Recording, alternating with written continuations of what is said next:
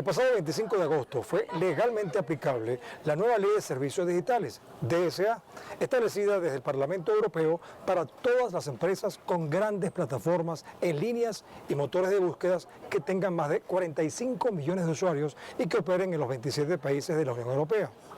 La DSA fue elaborada por Margrethe Vestager, vicepresidenta ejecutiva de la Comisión Europea para una Europa adaptada a la era digital, y por el comisario europeo de Mercado Interior, Thierry Breton, para reforzar el Código de Prácticas sobre Desinformación de la Unión Europea que se aprobó en 2018 para acatarse voluntariamente. Pero esta nueva ley no sería tan voluntaria, pues tiene como objetivo regular la información que se transmite en línea. Así, a la Comisión Europea se le otorga el poder de imponer multas de hasta 6% de la facturación global a las plataformas digitales que no cumplan con sus requisitos de censura. Una de las intenciones de la Ley de Servicios Digitales, o DSA, es consolidar las normativas de contenidos en la región europea y establecer procesos más específicos que permitan moderar los contenidos en línea expresados por las plataformas digitales muy grandes y motores de búsquedas también digitales, pero muy grandes.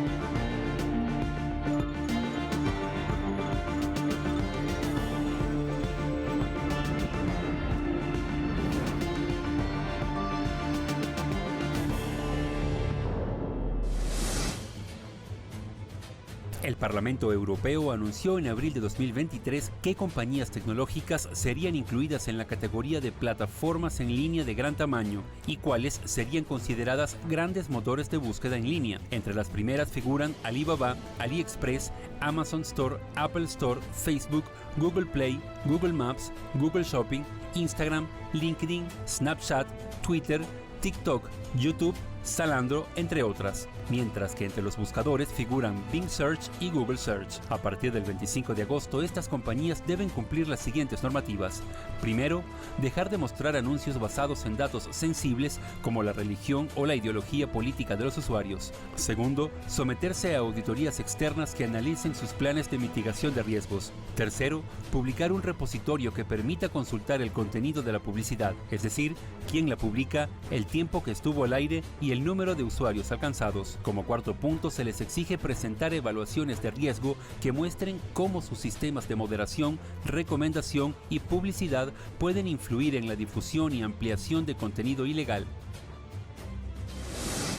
Supuestamente lo que buscan es favorecer un poco es decir, proteger los derechos de los usuarios y asegurarse que los gatekeepers, es decir, las plataformas online, de alguna forma también se responsabilicen de los contenidos que los usuarios vierten sobre ellas. De alguna forma, hasta ahora se han estado desentendiendo algunas plataformas de esos contenidos. Esos contenidos en ocasiones han sido dañinos para los usuarios en general. Por un lado está la libertad, el libre derecho de, digamos, la libertad de expresión, y por otro lado la defensa de esa libertad de expresión y de las libertades de otros muchos usuarios, ¿no? Es como si de alguna forma no podemos, amparándonos en una libre expresión una libertad de expresión, amparándonos que alguien grita ¡fuego, fuego! En un recinto cerrado, por ejemplo, lleno de gente, atestado de gente, y que a causa del revuelo, pues incluso puede ocasionar muertos, ¿no? Es decir, es verdad que esa persona en particular podía haber fingido que hay un fuego y haber gritado fuego, fuego, está en su libre derecho de decirlo, pero eso tiene consecuencias. Entonces, de alguna forma, hay que velar dónde está ese límite, que no es nada sencillo, de en dónde se pone el límite para evitar ese exceso, ¿no? Al igual que, por ejemplo, los casos de ciberacoso. De un niño, por ejemplo, que está en el colegio, es acosado, suben vídeos sus compañeros en una plataforma como YouTube, y ese acoso no acaba solamente en el colegio, sino que acaba, digamos, que termina estando en las redes sociales y se viraliza y llega a ser muchísimo más dañino, ¿no? Eso está lejos de ser libertad de expresión. Es una ley que tiene sus cosas buenas y sus cosas no tan buenas. De hecho, es el primer gran cuerpo jurídico que regula,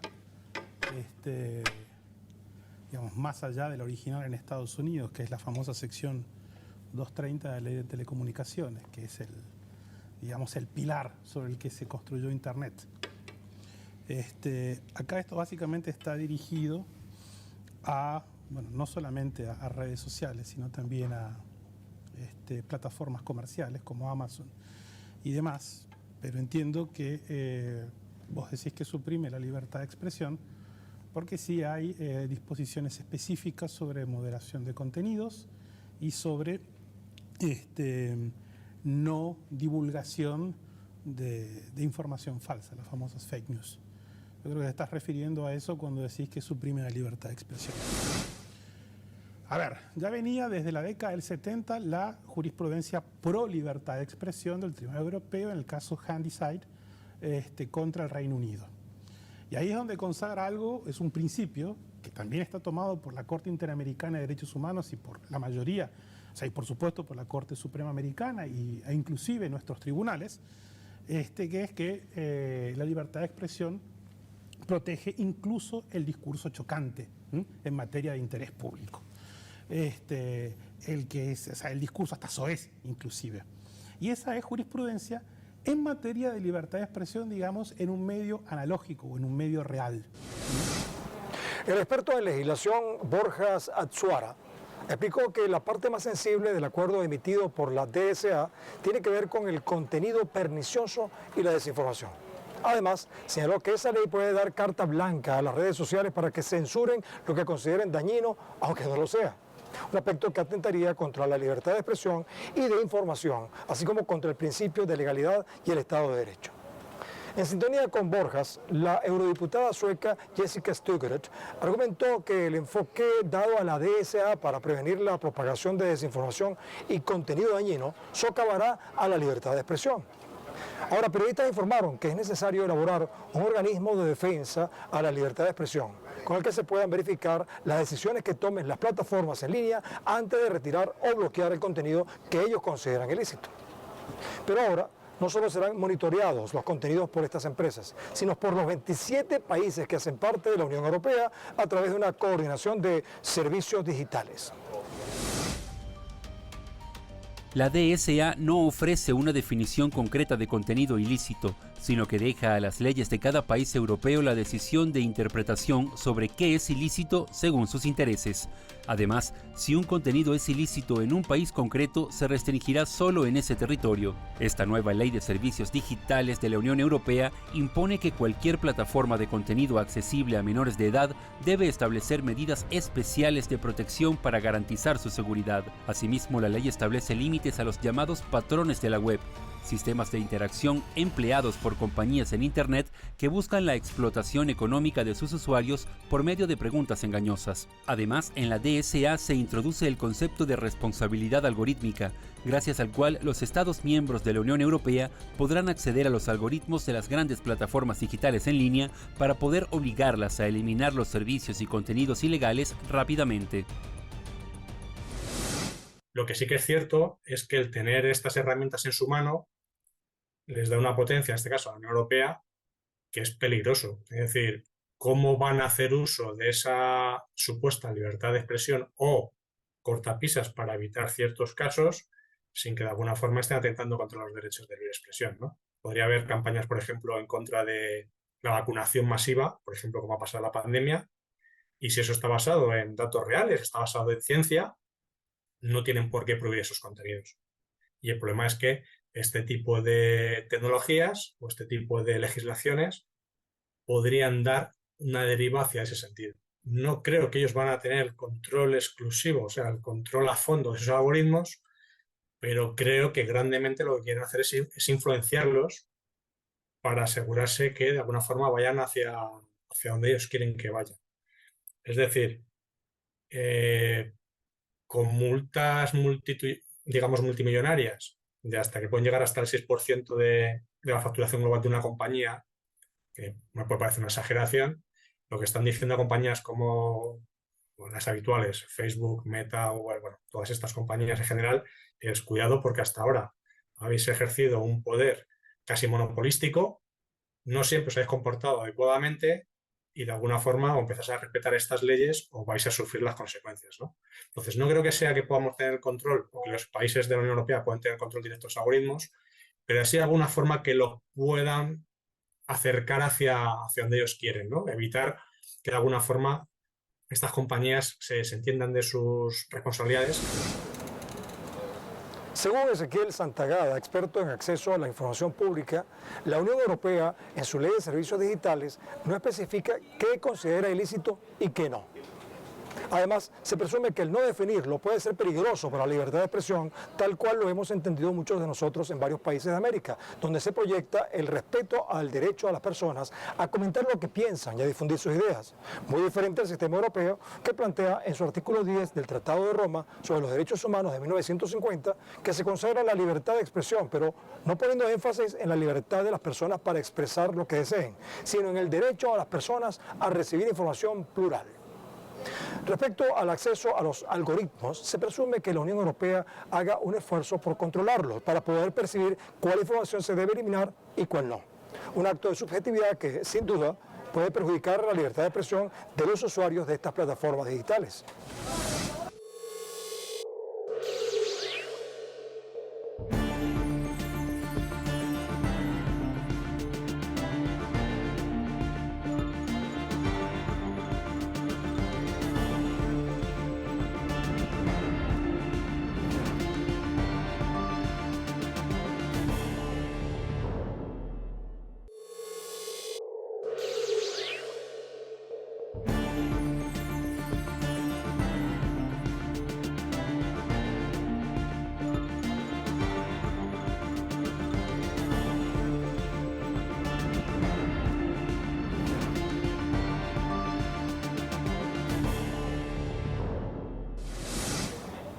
Días antes de haber entrado en vigencia la Ley de Servicios Digitales o DSA, diversas empresas han ido anunciando varios cambios que les permitan adaptarse a esta particular norma.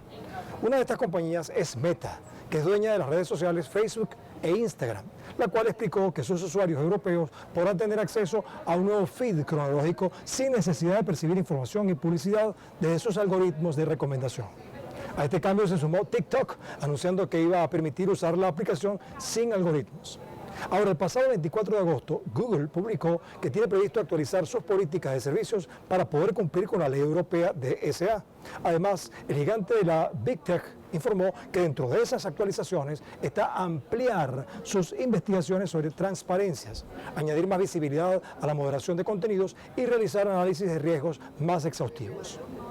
Hasta la fecha, las únicas compañías que han mostrado su inconformidad con las normativas de la DSA han sido Amazon, el gigante del comercio electrónico, y Zalando, la minorista de la moda alemana. Varios gigantes del Big Tech ya anunciaron cambios para cumplir las normativas que impone la DSA en la Unión Europea.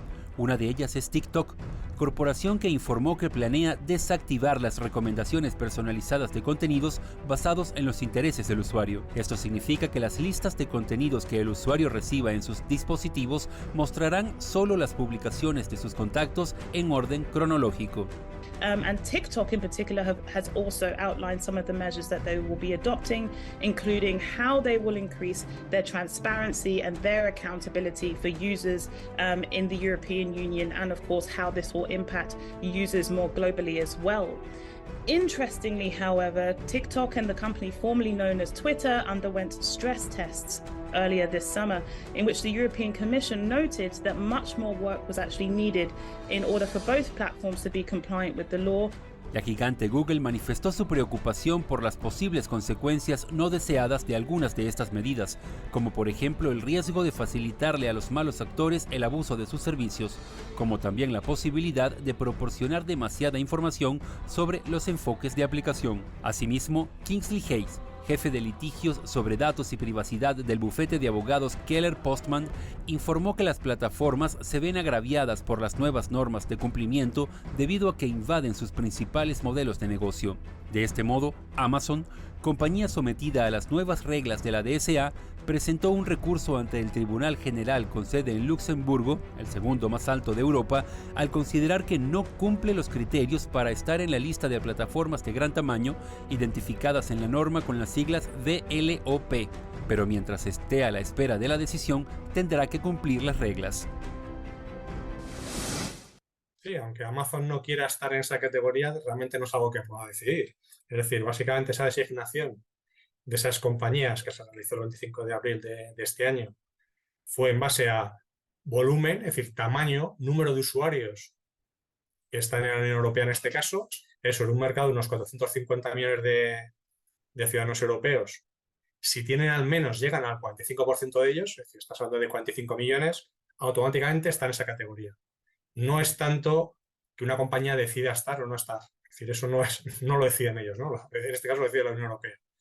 Y entiendo que obviamente Amazon tenga sus recelos, y varias compañías más también lo tengan, de estar en esa categoría, porque les obliga a un control mucho mayor, a un nivel de auditorías externas también mucho mayor de lo que ya están. Sí, principalmente lo que está proponiendo la Unión Europea es que los usuarios puedan optar, digamos, opt-out, es decir, que puedan optar a que les den contenidos recomendados en base a un perfil predeterminado que ha generado la plataforma en base al uso que ellos han estado haciendo.